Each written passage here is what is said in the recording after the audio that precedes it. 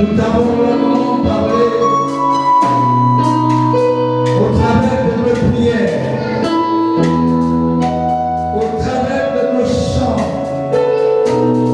traduisant l'expression de nos cœurs, traduisant l'expression de notre reconnaissance,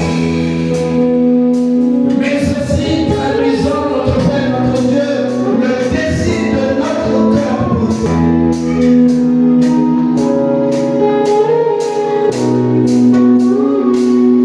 Ce matin, au-delà de te parler, Seigneur, nous croyons que tu as des réponses prévues pour nous. Tu as des réponses, tu as des orientations, tu as des conseils à nous donner ce matin.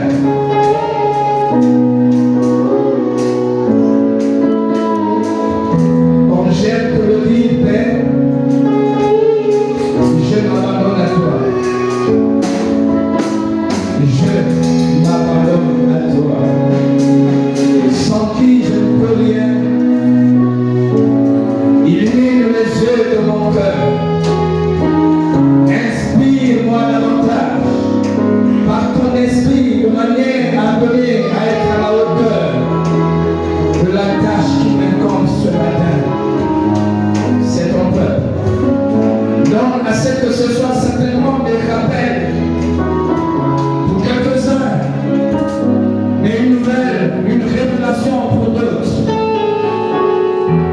Seigneur notre Père, notre Dieu, que personne ne soit privé de ta connaissance. Alors je chasse du milieu de nous tout esprit d'incrédulité. Je chasse du milieu de nous tout esprit jaloux de ta gloire. Oh Dieu. En ces lieux, il y a des gens qui ne comptent que sur toi. Il y a des gens qui n'ont que toi comme Père. Il y a des gens qui n'ont que toi comme secours. Il y a des gens, Seigneur, qui n'espèrent que toi. C'est pourquoi notre Père, notre Dieu, le désir de notre cœur, de recevoir le conseil comme les personnes dans les migrants, notre Père et notre Dieu.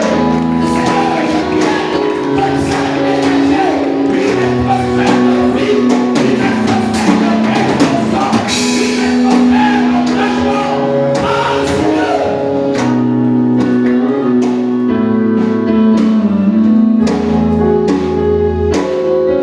Samuel a dit, passionné, enthousiasmé d'entendre ce qui devait sortir de ta bouche.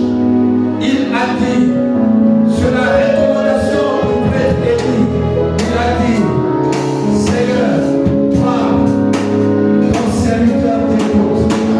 Selon soit ainsi, pour chacun de nous, au nom de Jésus.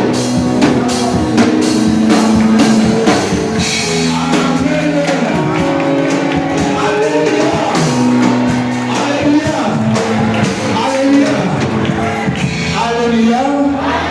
Est-ce qu'il y a des gens comme moi qui ne comptent que sur le Seigneur? Non, je ne te vois pas. Est-ce que tu es là et tu ne comptes pas? Est-ce que tu es là le Seigneur?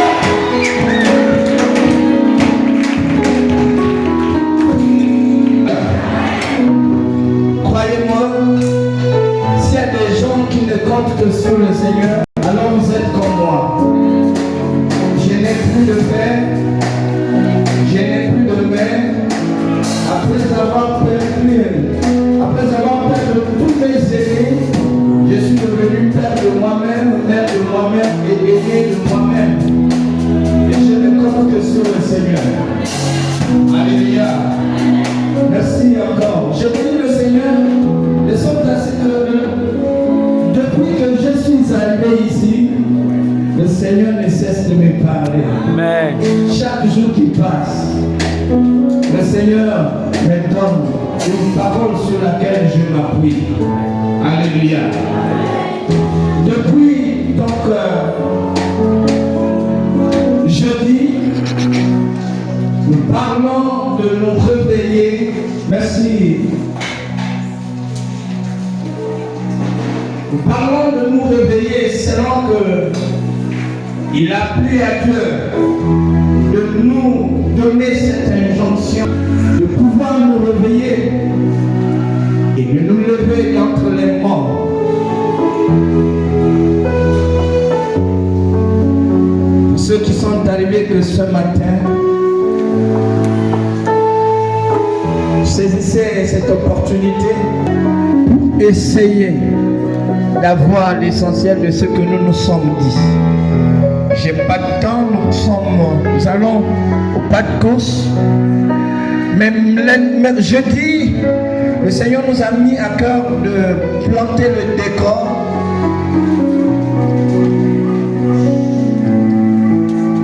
Alors jeudi, nous nous sommes intéressés à donner comme ça quelques caractéristiques qui peuvent nous aider à nous situer si nous sommes des endormis spirituels ou nous sommes des éveillés. Quand bien même que le commun de mortels nous qualifie tous des éveillés pour la simple raison qu'on pense qu'on est dans des églises éveillées, mais n'en demeure pas moins qu'il y en a de ceux qui dorment, quoique croyant être éveillés. Alléluia. Et parmi ces critères, ces caractéristiques, nous avons parlé de la perte des ailes.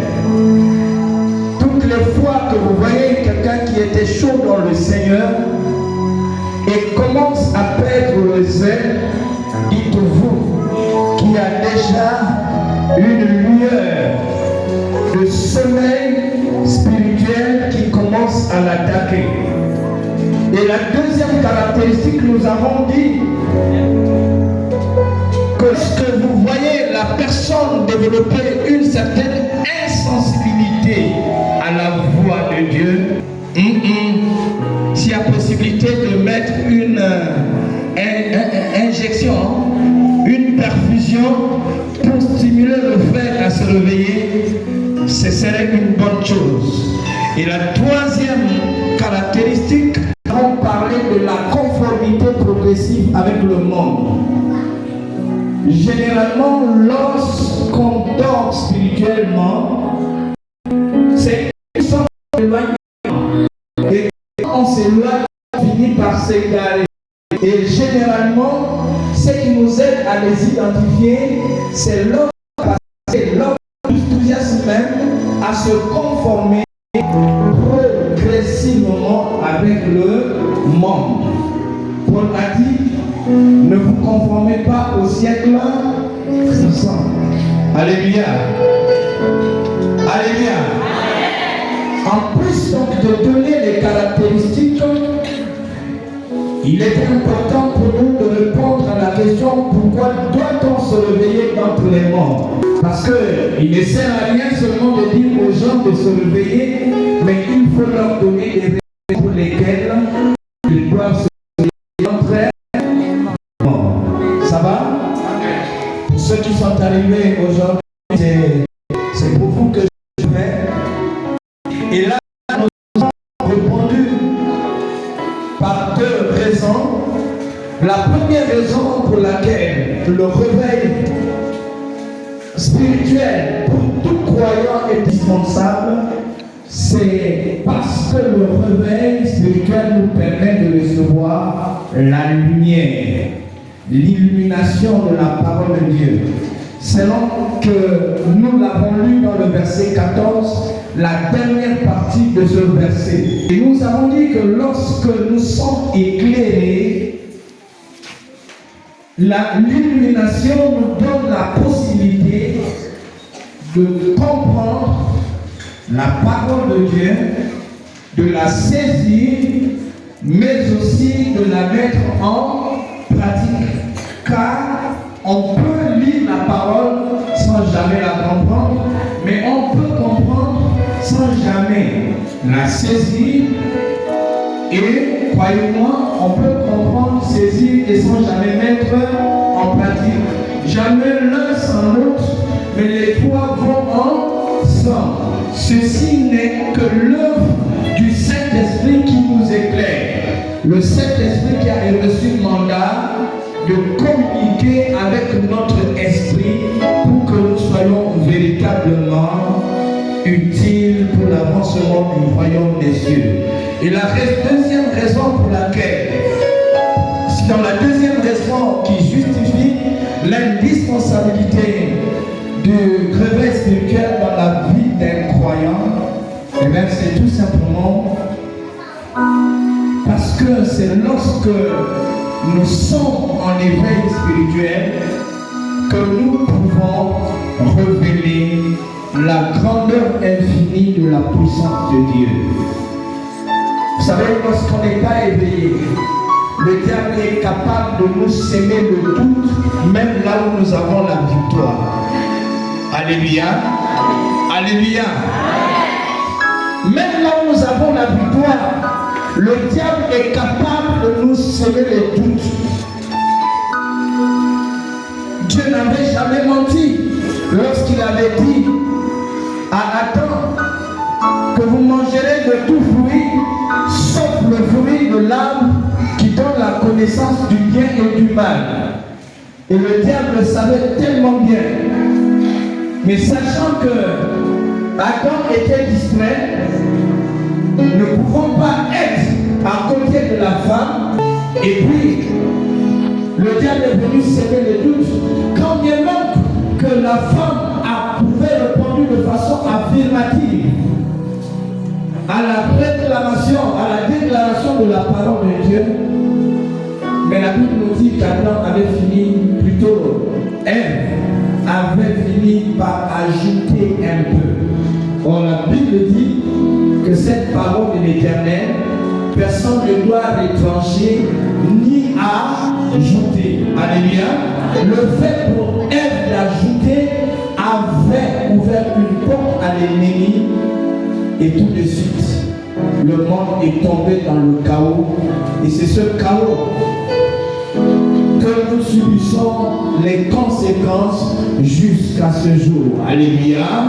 Mais croyez-moi, notre Dieu est puissant, il est tout à fait puissant. Il ne peut œuvrer et manifester dans sa puissance au monde, dans le monde autour de nous, qu'avec ceux qui sont en éveil spirituel et non avec ceux qui dorment. Alléluia. Alléluia. Ça va les amis?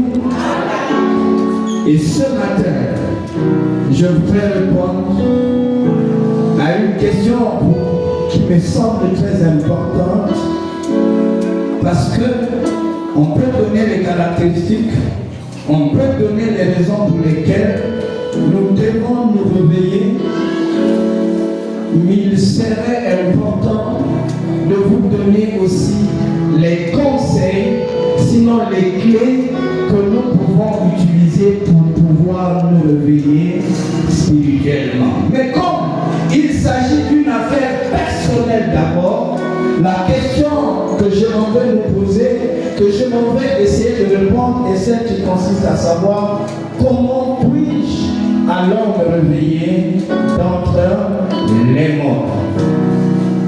Ça va pour toi? Ça arrange quelqu'un? Comment puis-je me réveiller d'entre les morts?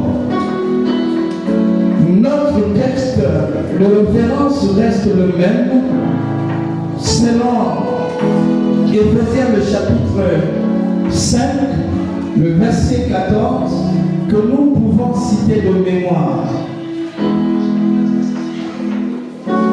Alléluia. Quelqu'un peut le citer de mémoire? Si on ne l'a pas encore perdu.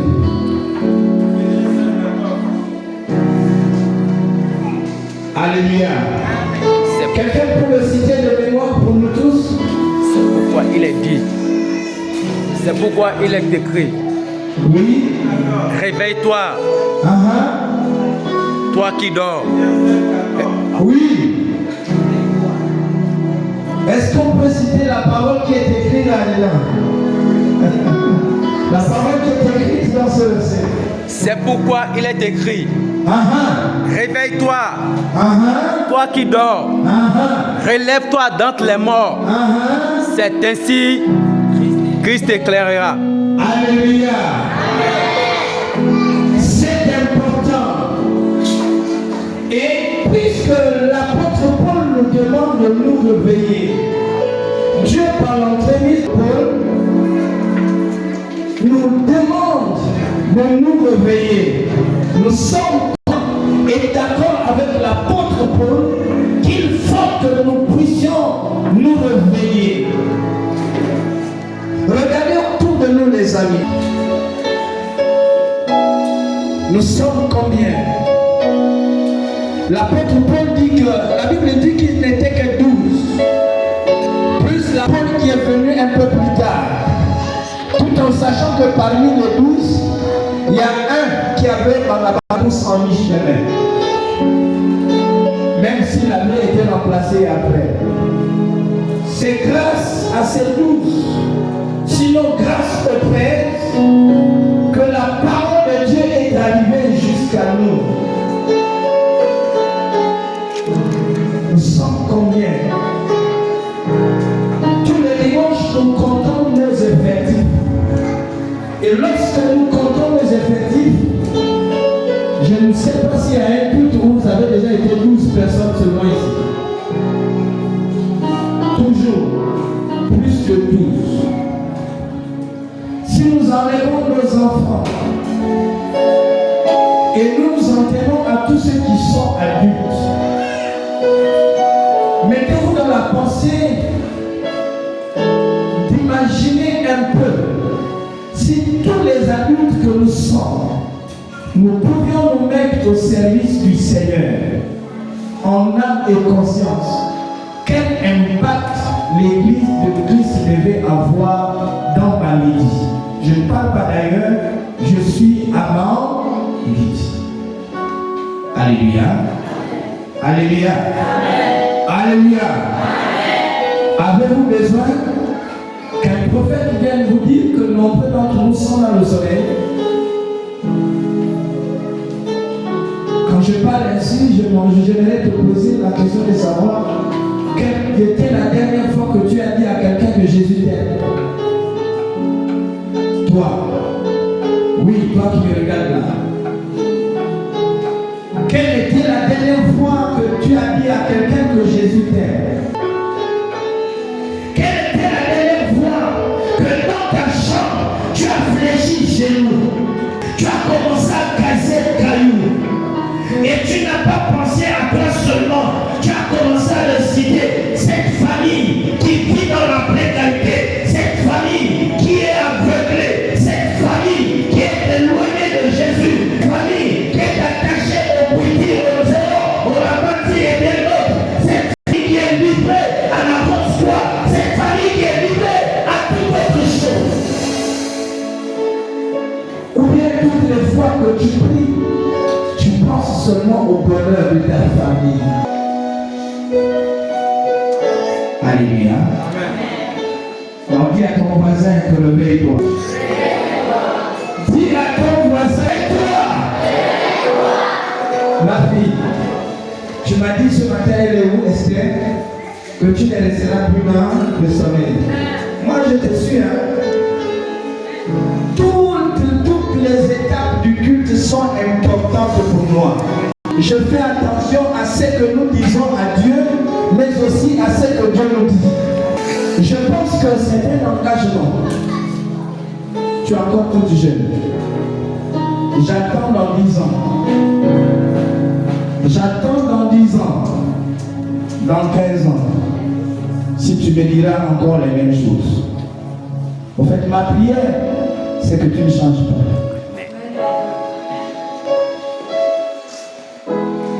Parce que bientôt, papa va devenir gênant pour toi. Je ne suis pas prophète de malheur. Je suis en train de tenter de dire que nombreux ont commencé comme ça. Nombreux ont commencé comme ça. Lorsqu'ils se mettent à chanter, tu n'as que la chair de poule. Oh, les frissons te saisissent. Mais il avait suffi une petite porte ouverte la personne était devenue méconnaissante. C'est un engagement que nous prenons devant Dieu et devant les hommes. C'est vraiment une prière. Et que Dieu te protège davantage. Amen. Je ne resterai pas dans la tombe, plus jamais dans le sommeil. Attention. Quelles sont alors les clés? Puisqu'il faut que nous puissions nous réveiller, la première clé, donc, pour répondre à notre question, comment puis-je me réveiller? Donc, clairement, c'est la prise de conscience et la repentance.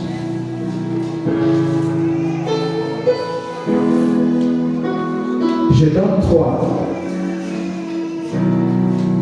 conseils, 3 clés.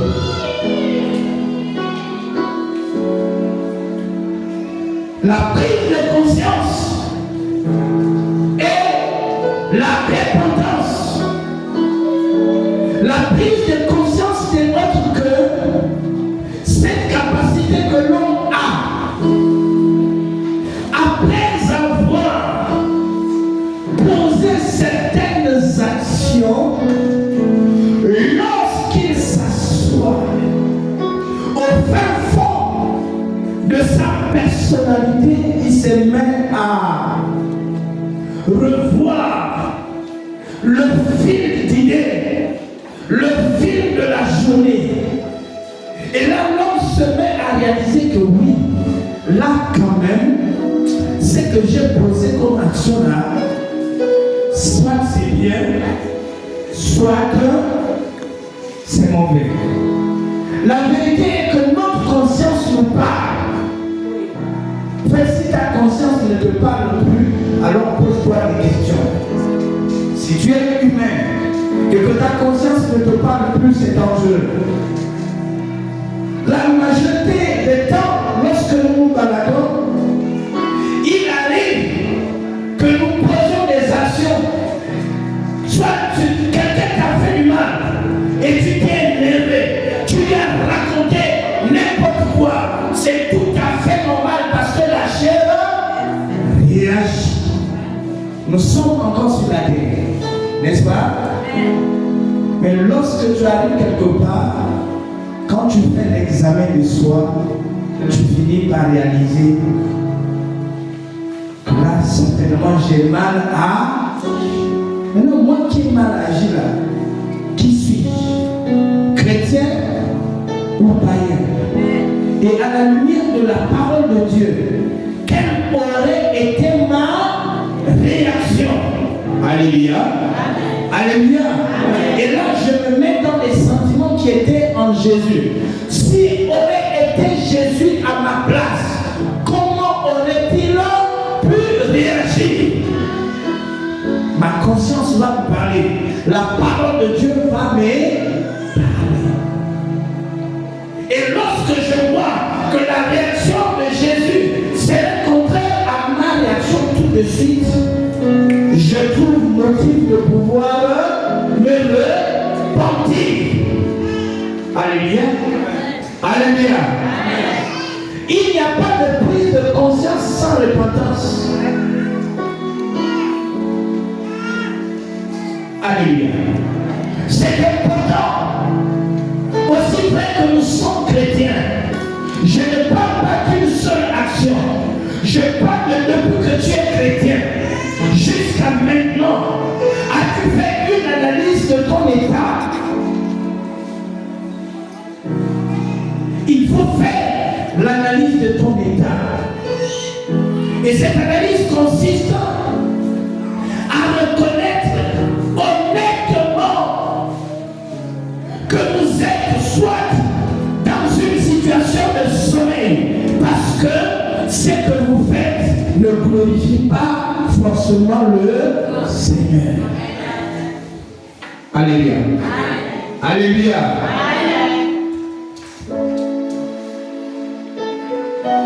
David a dit, lorsqu'il a pensé à ses réactions à un moment donné, il a dit, Seigneur, sors de mon cœur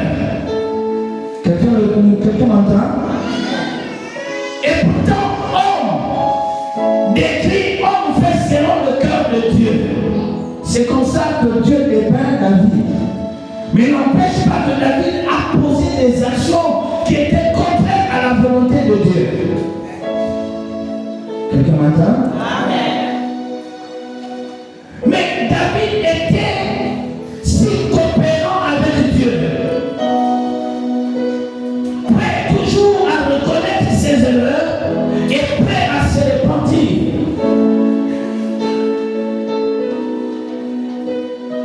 Je suis tenté de te dire que frère, sœur, les erreurs sont courantes dans la vie de l'humain. Aussi vrai que nous sommes encore dans cette peau de chair, les erreurs seront monnaie courante dans ta vie. Pas parce que tu les voudras, mais parce que parfois le monde te les imposera. Tu te retrouveras dans des situations où tu ne peux pas t'en empêcher. Mais à un moment donné, fais l'examen de soi. Et si la conscience te reproche, n'endurcis pas le cœur. Répands-toi. N'endurcis pas le cœur. Répands-toi. Si Judas avait les sentiments, ces sentiments qui étaient en Christ, alors que Jésus lui disait, l'un parmi vous va me trahir.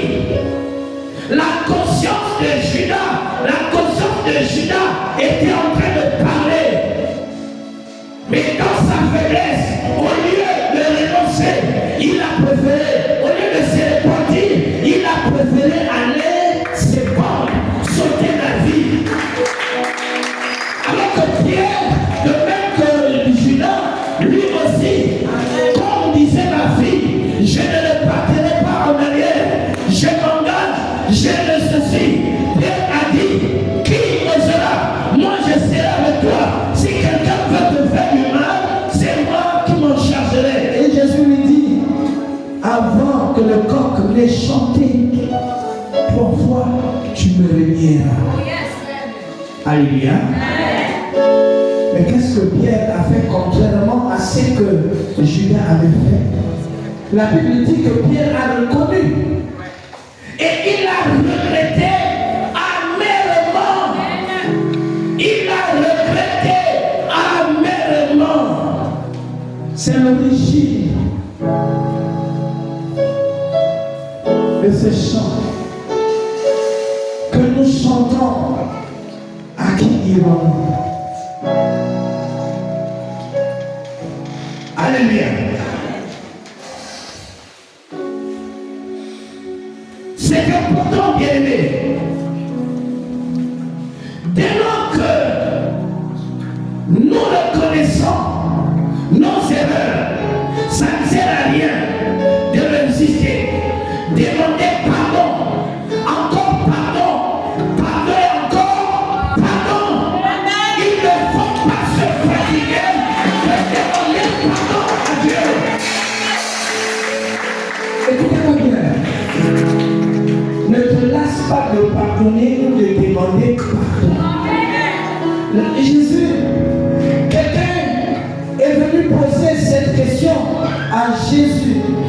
Combien de fois devons-nous pardonner celui qui nous fait du mal?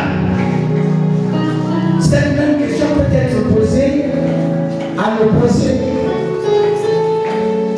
Combien de fois Dieu peut-il nous pardonner si nous avons péché? Jésus, les gens ont tâtonné à l'effet de donner le nom de foi que nous devons nous pardonner ceux qui nous font du mal. Mais comme nous n'avons pas assez de temps, je vais aller de façon succincte. Jésus va répondre en disant que nous devons répondre 7 fois, 70 fois, 17 fois le jour. Quelqu'un m'entend? 7 fois, 77 fois le jour. Et quand vous multipliez 7 fois 77, nous sommes à plus de 499 fois. Maintenant, la question que je peux vous poser, c'est celle de savoir est-ce que quelqu'un peut pécher jusqu'à 499 fois le jour contre une même seule personne? C'est possible? C'est possible? Alléluia. Mais si ce n'est pas possible, pourquoi pensons-nous que demander pardon à Dieu doit être quelque chose qu'il faut faire de façon mécanique? J'ai déjà demandé pardon, ça suffit. J'ai déjà demandé pardon une fois, ça suffit. Non.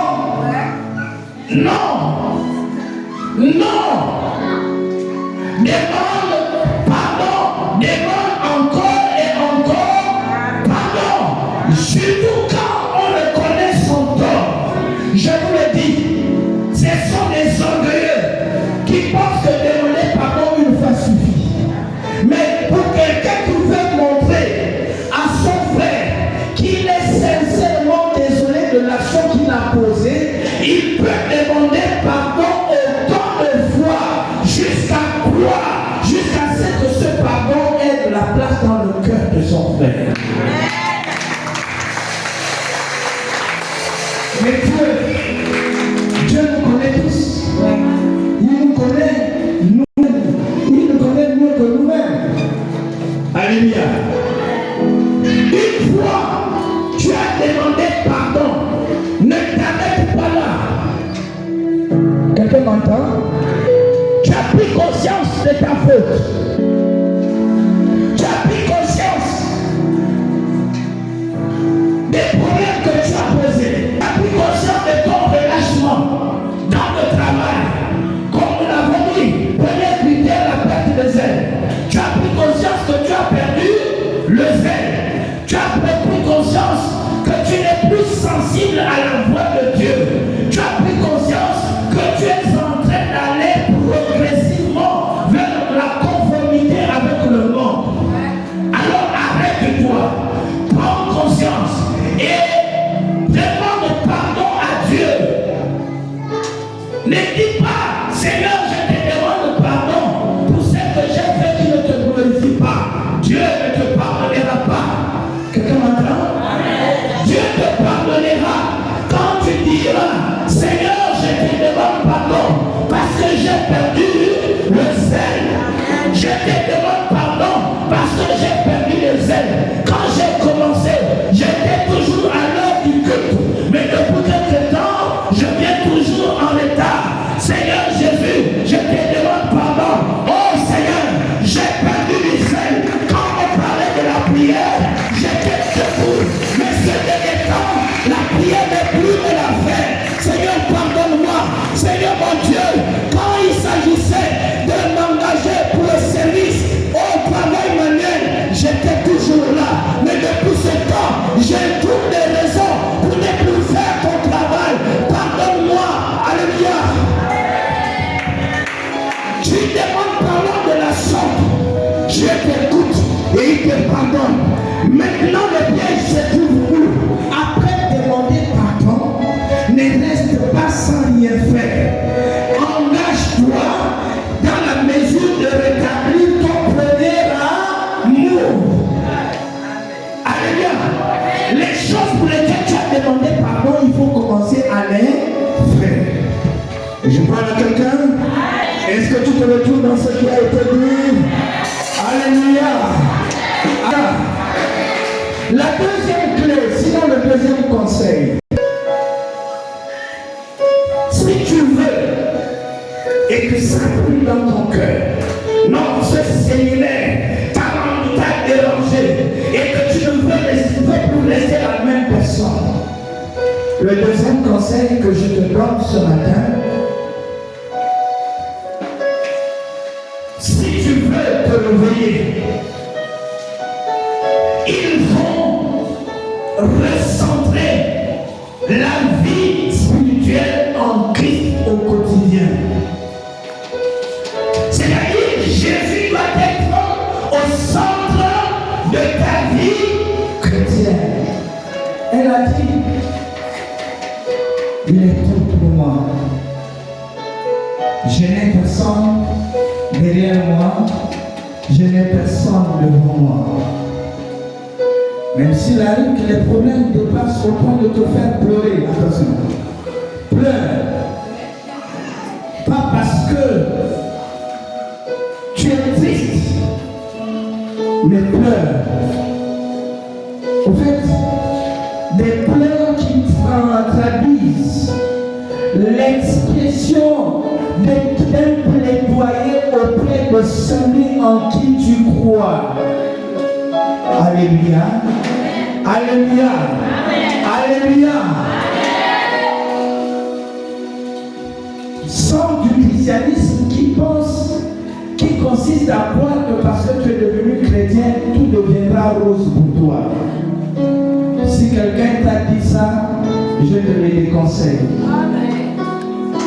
Au contraire, Jésus a dit à tous ceux qui voudront vivre pieusement en lui, ils seront persécutés. Ils seront persécutés. Ne commence pas par dire pourquoi tous ces problèmes m'arrivent. Ne commence pas par dire pourquoi tous ces problèmes m'arrivent. J'ai envie de te dire une chose. Montre-moi là où Job avait péché. Lis la Bible. Même ce matin, de toute façon, je peux ne pas partir à Koulamoutou de l'église. L'école est finie. Je n'ai pas rendez-vous avec les élèves demain. Lisons la Bible. Montre-moi le péché des gens. Alors pourquoi tu te plains? Montre-moi le péché des gens. Parce qu'on nous a fait croire. Et c'est l'évangile qui consiste à dire que si vous avez des problèmes, c'est seulement parce que vous avez péché. Est-ce que quelqu'un m'entend?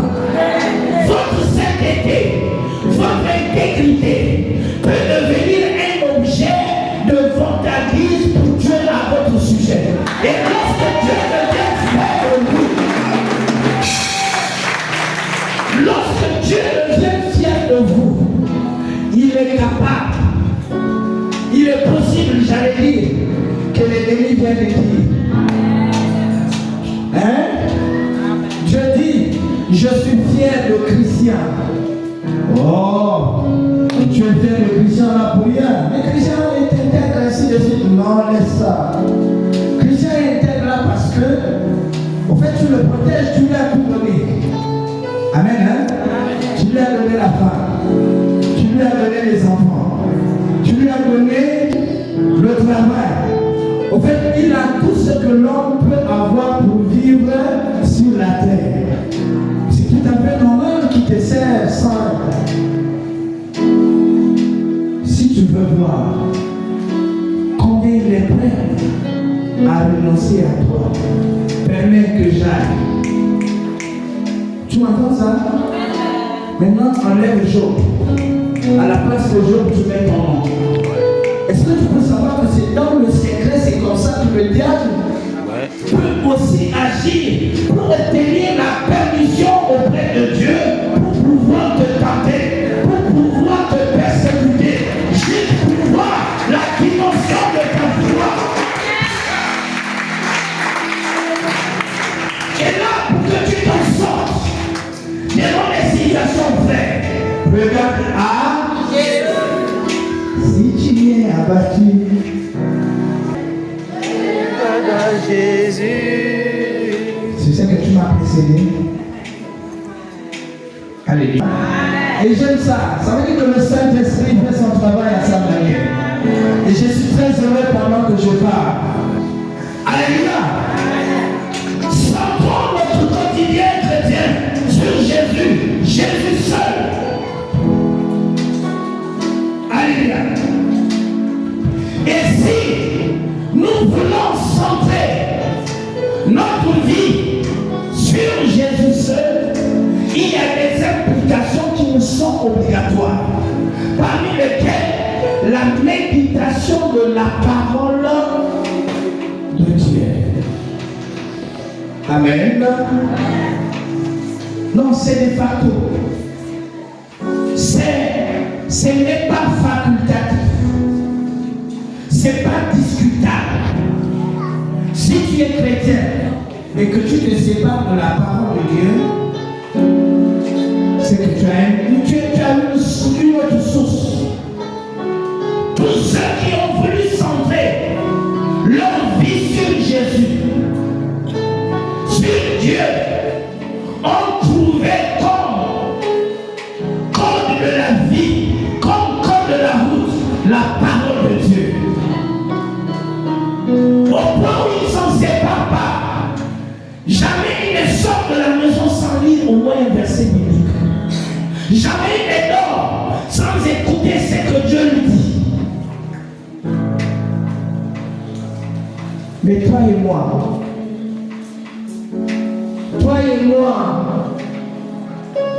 déjà que tu n'as même pas de Bible,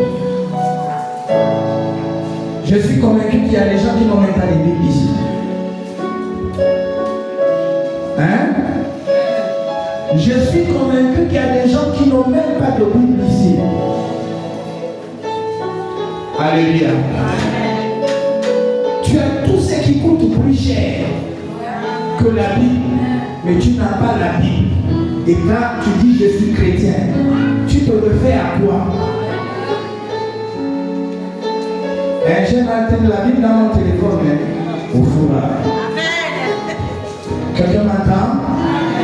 Non, ça doit commencer par te déranger. Ça doit commencer par te déranger. Si la Trouville ne vend pas de Bible, si Poulamoudou ne vend pas de Bible, Franceville en vend, Libreville en vend. S'il y a un premier défi, toi qui n'as pas de Bible, s'il y a un défi que tu dois relever au sortir de ce message, c'est acheter ta Bible. Non, achète ta Bible. Je te dis la vérité. Achète ta Bible.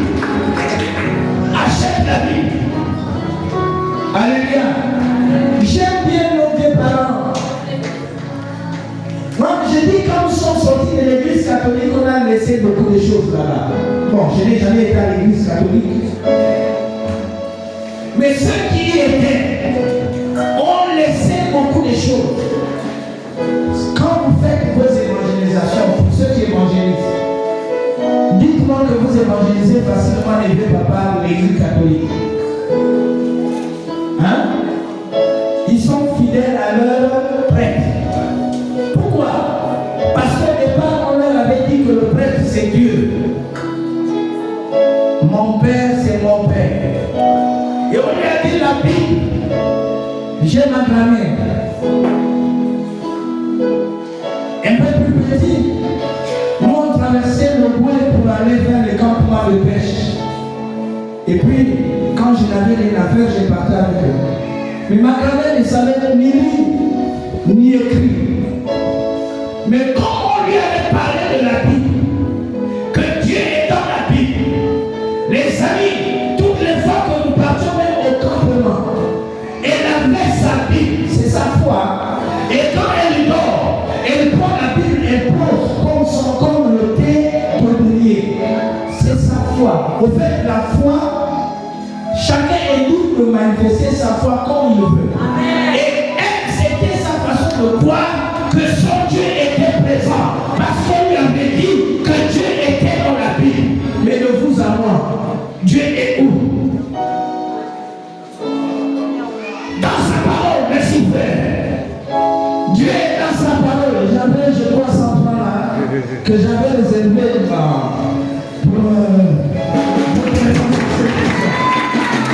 Dieu est dans sa parole. Dieu est dans sa parole.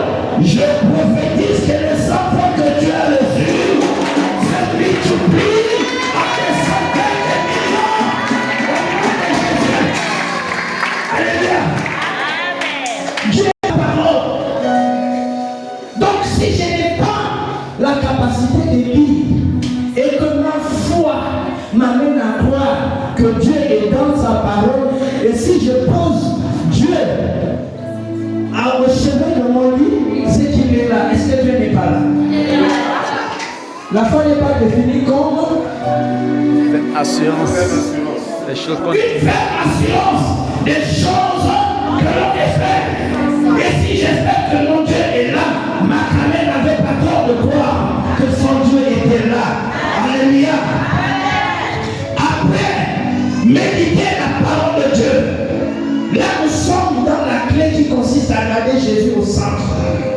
Après donc la méditation, il faut prier. Alors des prières constantes. Écoutez-moi bien, s'il te plaît. Si un prophète, un pasteur, un docteur, un apôtre, un évangéliste, ou n'importe quel chrétien, arrive ici, se tient au-dessus de la chair et te dit qu'en tant que chrétien, tu n'as plus le droit de prier. Si la possibilité de le lapider, il faut le lapider. Maintenant, par respect pour lui, attendez-lui à la sortie de l'église. Dites-lui que si on n'écrit plus, on va faire. Quelqu'un m'a entendu? Il n'y a pas de christianisme sans prière. De l'Ancien Testament au Nouveau Testament, on parle bien de la prière. C'est Ézéchiel 22, 30 qui nous dit que Dieu cherche parmi les hommes celui qui peut se tenir à la brèche pour intercéder. C'est pas la prière. Intercéder. Hein? Intercéder. 2 Thessaloniciens chapitre 5, verset 17, la Bible dit priez sans cesse. Quelle est cette folie que je peux avoir de me tenir du haut de la chair comme ça et dire au chrétien de ne pas prier? Oui, frère, faisons des prières. La prière est importante. La Bible déclare que nous devons faire en tout temps toutes sortes de prières. Je ne sais pas si les gens comprennent.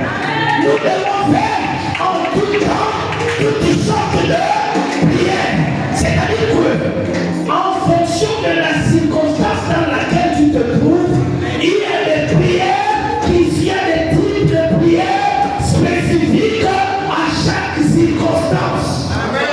Ma prière ne consiste pas seulement à dire merci Seigneur. Ma prière ne consiste pas seulement à dire donne-moi Seigneur. Ma prière ne consiste pas seulement à dire je déclare. Mais ma prière aussi consiste à dire je détruis, je ruine, j'abats, je détruis, je détruis. Alléluia. Non, ce sont les ennemis de la prière. Ce sont des gens qui ont peut-être trouvé recours ailleurs. Mais nous qui n'avons que Jésus, notre recours se trouve dans la prière. C'est la seule façon que j'ai pour parler à mon Dieu. En plus de la prière, il faut être obéissant. Et là encore, les trois vont ensemble. Il n'y a pas centralisation, sinon il y a christocentrisme sans méditation. Et la méditation va de soi avec la prière va de soi avec l'obéissance. Parce que dans la méditation, je tire les leçons de ce que Dieu me dit de faire. Alléluia. À l'intérieur, peut-être qu'il y a des conseils. À l'intérieur, peut-être qu'il y a des promesses. À l'intérieur, peut-être qu'il y a des recommandations. Comment je peux matérialiser cela? Je ne peux matérialiser cela que dans la prière. C'est dans la prière que je peux dire à Dieu, je peux rappeler à Dieu une promesse. C'est dans la prière que je peux dire à Dieu, je t'obéis parce que tu m'as recommandé à faire ceci. Amen. Quelqu'un m'entend? Enfin, la troisième clé, c'est la discipline et l'engagement. Dis avant la discipline et l'engagement. Oh, s'il te plaît. Si tu accordais de l'importance à ce séminaire, je ne sais pas si pendant que tu es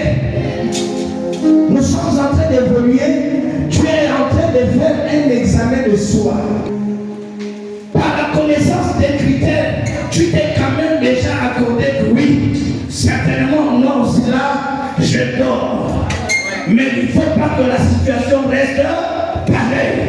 Voici les clés qui sont en train de t'être données pour que tu sortes du sommeil spirituel. La dernière clé, sinon le dernier conseil, c'est la discipline et l'engagement. Allez bien. Et lorsqu'on parle de la discipline est n'importe que l'action, sinon le fait de mettre en place des actions que tu dois faire, de prendre des décisions conséquentes pour le restant de ta vie. J'ai un problème avec nous tous. Au fait, si nous avons des problèmes avec Dieu, c'est parce que nous ne sommes pas disciplinés. Ce matin, il y en a de ceux qui ont pris les engagements au travers du chant avec les enfants.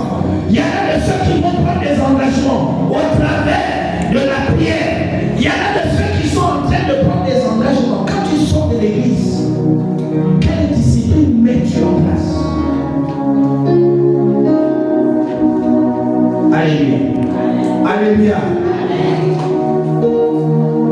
À l'école, nous parlons du planning. Un chrétien discipliné est un chrétien qui ne peut pas facilement se laisser surprendre par les événements. Alléluia. Oui, la discipline voudrait que tu mettes en place un planning. De même que tu sais que de telle heure à telle heure tu es au travail. Jamais tu n'accepteras d'arriver au travail dans l'état. Vrai ou faux? Vrai ou faux? Mais pourquoi vous acceptez que le temps que tu as programmé pour la prière, quel voleur peut tenter le vol? Quelqu'un m'a compris? Le téléphone. Il y a ce qu'on appelle des voleurs de temps. À cause de l'émotion de ce que tu as entendu ce matin, c'est sûr et certain que quand tu arriveras chez toi, tu vas prendre un papier. Si jamais tu n'as pas de planning, bon, désormais, de telle heure à telle heure, j'ai pris. De telle heure, bon, de telle heure à telle heure, j'ai fait le culte personnel. Après le culte personnel, je me lave, je vais au travail. Quand je reviens du travail, je fais ceci. Après faire ceci, je vais désormais assister à une réunion, au réunion de l'église. Le planning est fait. Chez le diable, il n'y a pas de problème. Mais le rendez-vous avec le diable se trouve au niveau de la discipline. Dites avec moi discipline. Le rendez-vous avec le diable se trouve au niveau de la discipline. Le planning est mis en place, c'est-à-dire l'emploi du temps, tu l'as fait. Maintenant, le diable t'attend là où tu vas mettre en pratique cet emploi du temps. C'est ce qu'on appelle la discipline. Mais le diable nous tend des pièges. Et notre piège sont cherchés par nous-mêmes. Croyez-moi, même le téléphone là, il y a des erreurs que le diable a laissées à notre faveur. Quelqu'un m'entend? Il y a le mode avion, non? Oui. Il n'y a pas le mode avion. Si je vais être joignable et garder mon téléphone ouvert parce que je vais utiliser la Bible, je mets le mode avion. À mon heure du culte personnel, et personne ne pourra me joindre. Mais si je laisse le téléphone ouvert, ça veut dire que j'ai dit, vous pouvez m'appeler pendant que je vais méditer, vous pouvez m'envoyer les messages pendant que je vais méditer. Quelle tentation vas-tu supporter? Alléluia. Alléluia. Alléluia. Ce que je lis, c'est la vérité. Parce qu'il y a ce qu'on appelle des voleurs de temps. Un voleur de temps, c'est la personne ou encore la chose à laquelle que tu donnes le temps qui ne lui était pas réservé. Tu veux aller à l'église, c'est en ce moment-là qu'une copine vient te visiter. Quelqu'un qui devait partir à l'église, voilà comment tu vas mettre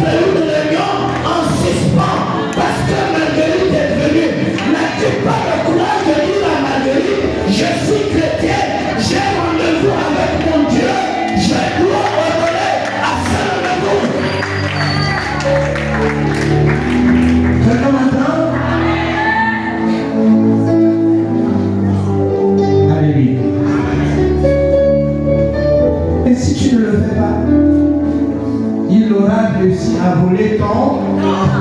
Après, tu vas dire, je vais racheter le temps. Quel temps vas-tu racheter? Ça ne se rachète pas. Et le contexte dans lequel même Paul dit racheter le temps, ce n'est pas celui-là. Nous sommes aujourd'hui quel dimanche? La date? Le 28, non? Dites-moi un peu qu'il y aura un autre 28 juin 2026. Tu le trouveras, tu pourras le racheter. Ce que tu n'as pas investi en ce dimanche, tu ne pourras plus investir. Ce que tu as raté en ce dimanche, tu as raté, tu ne pourras plus jamais le rattraper. Alléluia. La Bible dit qu'à chaque jour suffit. Il faut donc mettre en place une certaine discipline. Et cette discipline peut passer par des activités comme le jeûne et prière. Amen. Cette discipline peut passer par des activités comme le jeûne et prière. La dernière fois que tu as décrété un jeûne et prière personnel, c'était quand?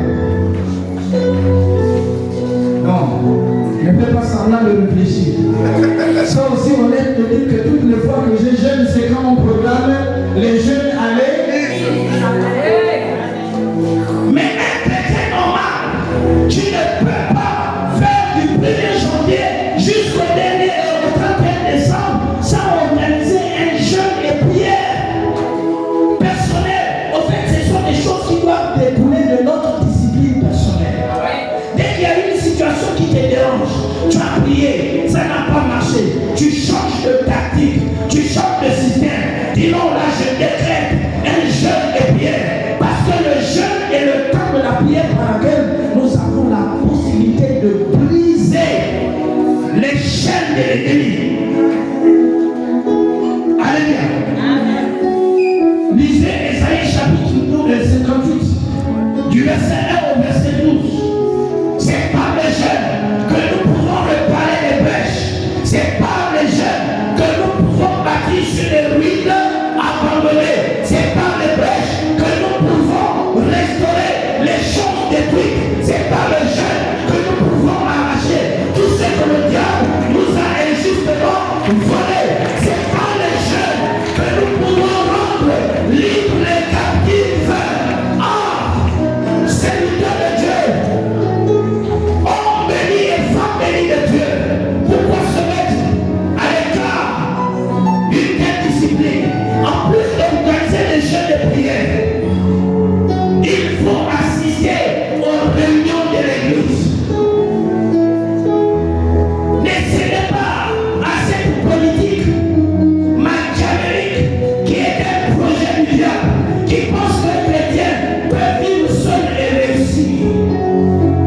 Dieu qui nous a créés a fait de nous des hommes, des êtres sociaux. Quelqu'un m'entend? Nous vivons dans la société. Et l'une des raisons de vivre dans la société, c'est que nous devons dépendre les uns des autres. Donc la communion fraternelle est importante pour nous. Et de toutes les façons, de qui avons-nous reçu l'église? Ce n'est pas de Jésus. Dites-moi que Jésus était seul. Il était toujours accompagné, n'est-ce pas? L'église primitive de qui nous avons reçu la référence.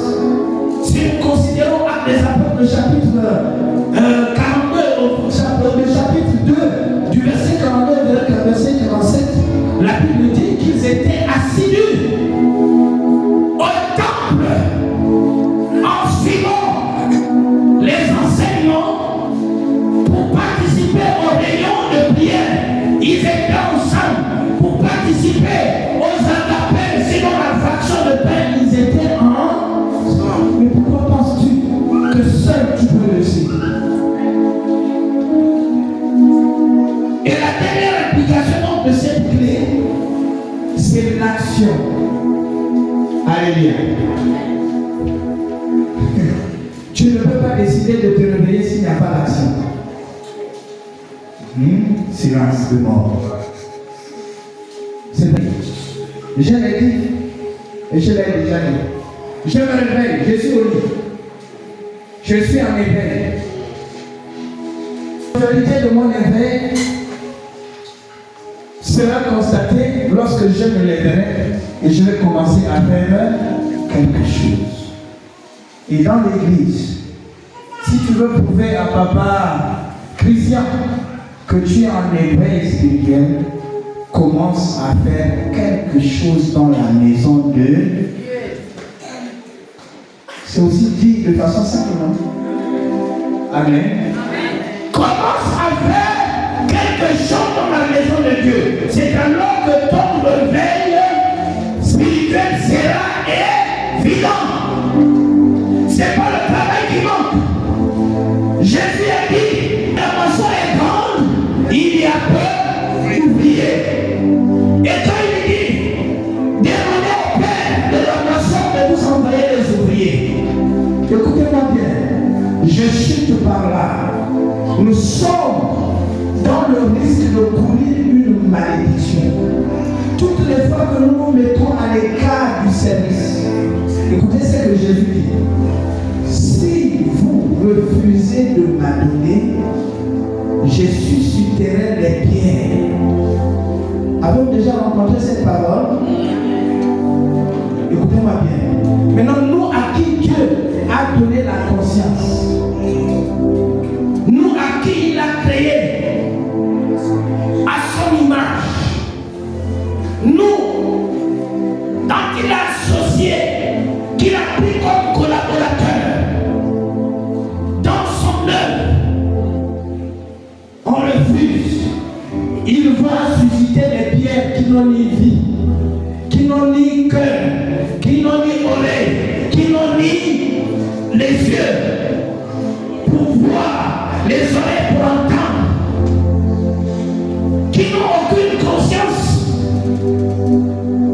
C'est ce que tu préfères. C'est ça? Tu préfères rester dans ta position spectateur. Comme ça, Dieu va susciter les pierres à ta place. Non, je te le déconseille. Qu'au sortir de ce message, si tu ne travailles pas pour le Seigneur, commence à venir voir l'ancien.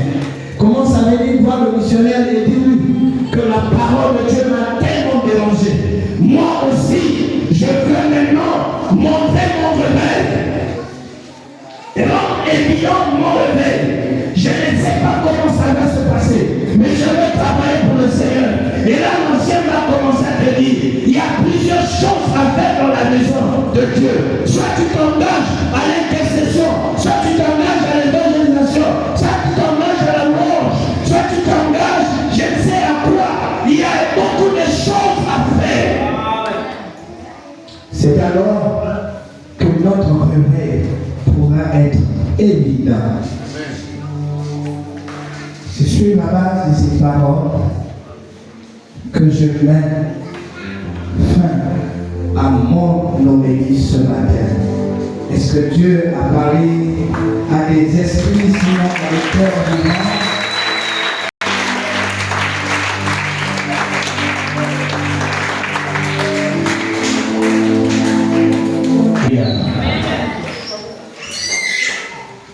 Alléluia.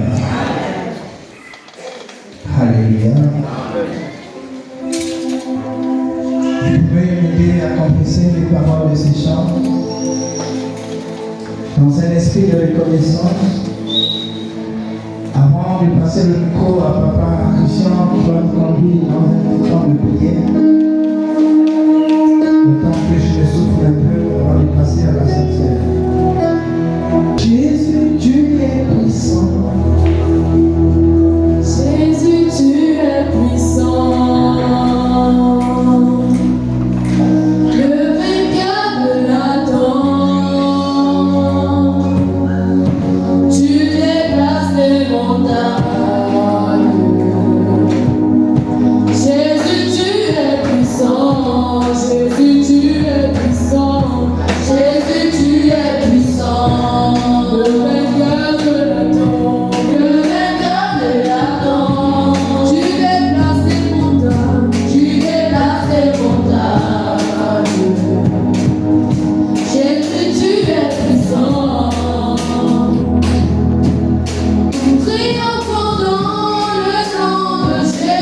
Jésus,